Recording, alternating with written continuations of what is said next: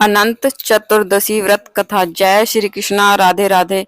बस सुनिए अनंत चतुर्दशी की संपूर्ण कथा। एक बार नैमिषारण्य तीर्थ में पुराणों के जानने वाले श्री सूत जी महाराज अपने शिष्यों और अन्य ऋषि मुनियों को श्रीमद् भागवत की कथा सुनाते हुए बोले, हे ऋषियों, जरासंध की मृत्यु के बाद महाराज युधिष्ठिर ने विशाल राजसूय यज्ञ का आयोजन किया। उस यज्ञ में दूर दूर से भारतवर्ष के बड़े बड़े राजा महाराजा सम्मिलित हुए। पांडवों द्वारा बसाया गया यह नगर इंद्रप्रस्थ बड़ा ही सुंदर था। उसका वैभव और स्थापत्य देखते ही बनता था। पांडवों के लिए असुर के शिल्पी मायासुर दानव ने बहुत ही सुंदर भवन का निर्माण किया। उसमें ऐसी कई विशेषताएं थी जो उस भवन को देखने वालों को भ्रम में डाल देती थी। उसमें जहां जहां पर अग्नि प्रज्वलित होती थी वहां सब कुछ सामान्य होता। जहां जल होता वहां स्थल होने का आभास होता और जहां स्थल होता वहां जल होने का भ्रम होता। ऐसी विशेषताओं वाले उस भवन को देखने के लिए दुर्योधन भी गया और उस भवन की भव्यता और सौंदर्य को देखकर वह भी स्तिमित हो गया।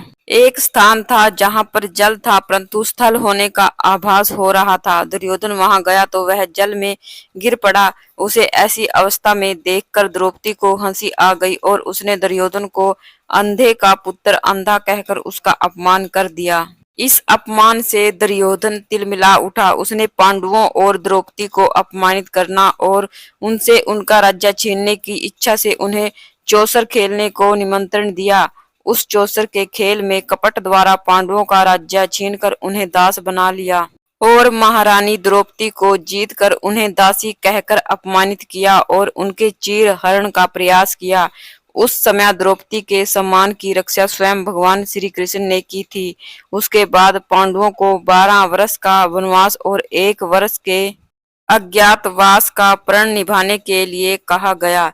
एक सम्राट से महाराज युधिष्ठिर एक वनवासी बन गए और उनका समस्त वैभव उनके पास से चला गया। वह अपने भाइयों और अपनी पत्नी रानी द्रौपदी के साथ वन में रहने के लिए विवश हो गए। एक बार जब भगवान श्री कृष्ण उनसे भेंट करने के लिए आए तब उन्होंने दुखी होकर उनसे अपने मन का सारा हाल कह दिया और उनसे उपाय पूछा। हे मधुसूदन, कैसे हमारी परेशानियों का नाश हो सकता है? कौन सा ऐसा व्रत या पूजन है जिसके करने से उन्हें उनका खोया हुआ मान सम्मान और राज्य प्राप्त हो सकता है?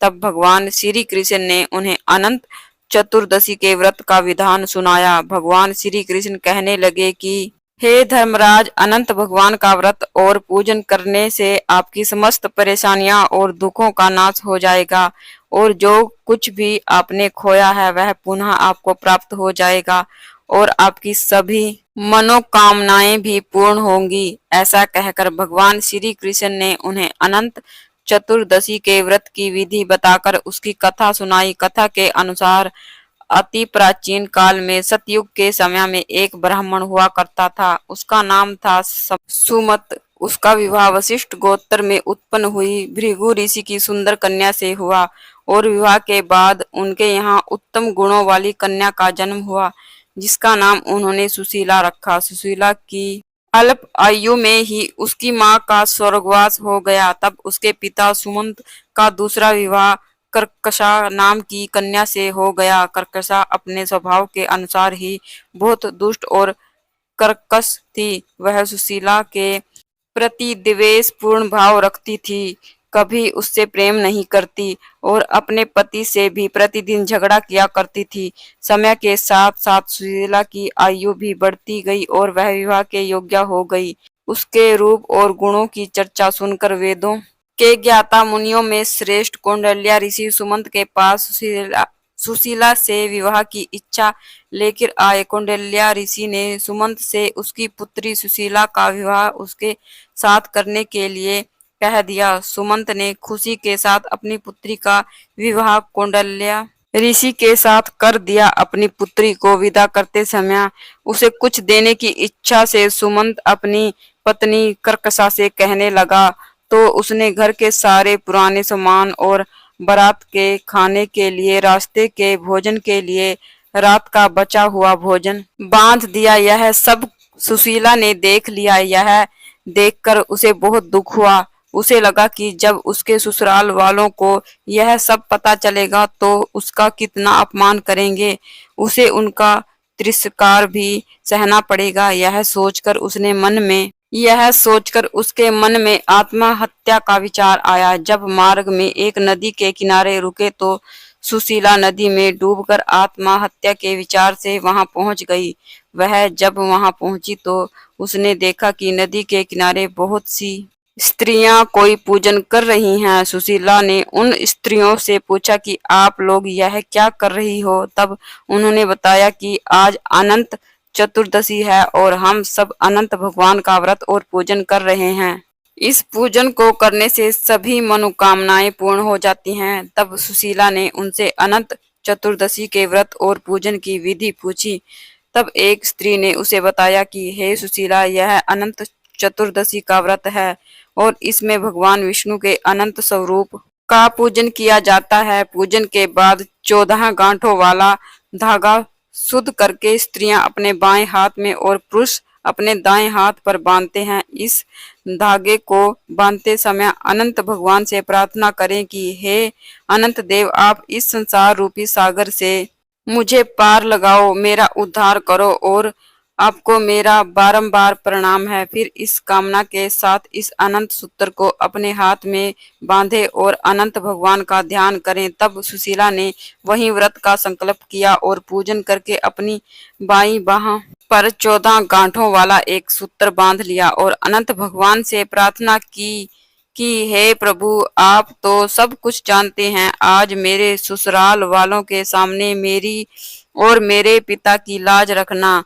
मैं आपसे बस यही मांगती हूँ। ऐसा ध्यान करके जब सुशीला वापस उसी स्थान पर पहुंची तो उसके पति ने उससे पूछा कि वह कहाँ गई थी। तब सुशीला कहने लगी, आज अनंत चतुर्दशी है और मैं नदी के किनारे अनंत भगवान का पूजन कर रही थी। इधर उसकी बारात के सभी लोग आनंद से भोजन कर रहे थे। वह भोजन में तरह तरह के पकवान थे। सबने सुशीला के परिवार की खूब प्रशंसा की। तब सुशीला ने अनंत भगवान का धन्यवाद किया और अपना व्रत पूर्ण किया। जब वह अपनी ससुराल पहुंची तो उसे अनंत चतुर्दशी के व्रत का महत्म्य पता चला। उस व्रत के प्रभाव से उसके परिवार में सुख समृद्धि बढ़ने लगी और धन धान्य में उसका घर परिपूर्ण हो गया। उसका जीवन सुखमय हो गया। एक बार उसके पति की दृष्टि उसके हाथ पर बंधे अनंत सूत्र पर पड़ गई तो उसने सुशीला से पूछा कि यह क्या है और तुमने इसे क्यों बांध रखा है। तब सुशीला ने कहा, हे स्वामी, यह अनंत भगवान का सूत्र है। मैं अनंत भगवान का व्रत करती हूँ और उन्हीं की कृपा से आज हमारे पास धन धान्य आदि सब कुछ है। सुशीला के ऐसे वचन सुनकर कौंडिल्य ऋषि ने अहंकार वश वह अनंत सूत्र तोड़कर जलती हुई अग्नि में फेंक दिया। सुशीला ने तुरंत अनंत सूत्र को आग से निकाला और उसे दूध में डाल दिया। इधर अनंत सूत्र का इस प्रकार अपमान करने से कौंडिल्य ऋषि पर अनंत भगवान रुष्ट हो गए और इस कारण उनका समस्त ऐश्वर्य समाप्त हो गया। घर जल गया, धन चोरी हो गया, घर परिवार में कलह होने लगा और उनका स्वास्थ्य भी खराब रहने लगा। तब उन्होंने अपनी पत्नी सुशीला से कहा कि अचानक से ये क्या हो गया, हमारा सारा धन वैभव नष्ट हो गया। तब सुशीला कहने लगी कि स्वामी, यह सब अनंत भगवान और उनके उस सूत्र के अपमान के कारण हुआ है। तब कौंडिल्य ऋषि को अपनी गलती का पश्चाताप हुआ और उसने उसका प्रायश्चित करने के लिए वे तप करने लगे और अनंत भगवान के दर्शन की इच्छा से वन को चले गए। वन में पहुंचकर कौंडिल्य ऋषि इधर उधर घूमकर सबसे अनंत भगवान के विषय में पूछने लगे। वन में उन्होंने एक फलों से लदा हुआ पेड़ देखा जिसमें कीड़े पड़े हुए थे। उन्होंने उससे पूछा कि तुमने अनंत भगवान को देखा है क्या। तब उस वृक्ष ने मना कर दिया और कहा, नहीं, मैंने नहीं देखा। यह सुनकर जब कौंडिल्य ऋषि आगे बढ़ने लगे तो वृक्ष ने कहा, अगर तुम्हें अनंत भगवान मिले तो उनसे पूछना कि मेरे अंदर कीड़े क्यों हैं। तब कौंडिल्य ऋषि उसे हाँ कहकर आगे बढ़े और अनंत भगवान के दर्शन की इच्छा मन में लिए कौंडिल्य ऋषि वन में आगे बढ़ते रहे। वन में उन्हें घूमती हुई गायें और बछड़े मिले। तब कौंडिल्य ऋषि ने गायों से पूछा कि हे गो माता, क्या तुमने अनंत भगवान को देखा है? तब उस गाय ने भी मना कर दिया।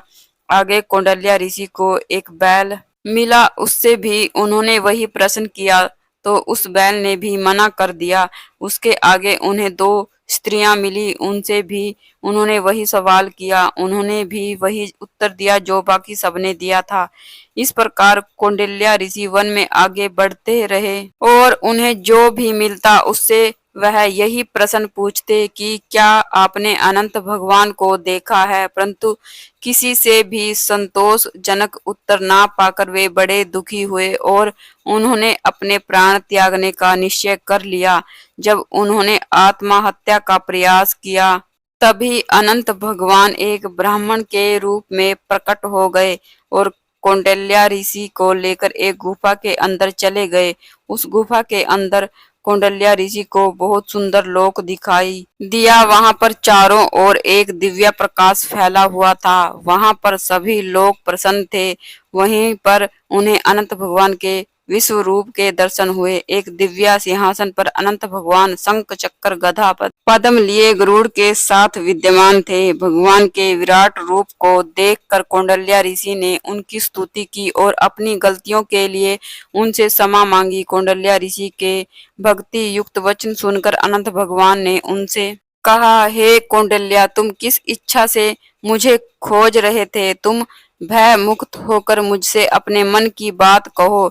तब कौंडिल्य ऋषि कहने लगे, हे प्रभु, मैंने अज्ञान और अहंकार के कारण आपका बहुत अपमान किया और आपके अनंत सूत्र को भी अग्नि में फेंक दिया, जिसके कारण मेरी सारी संपत्ति नष्ट हो गई, मेरे परिवार में अशांति फैल गई, मेरी मान प्रतिष्ठा धूमिल हो गई।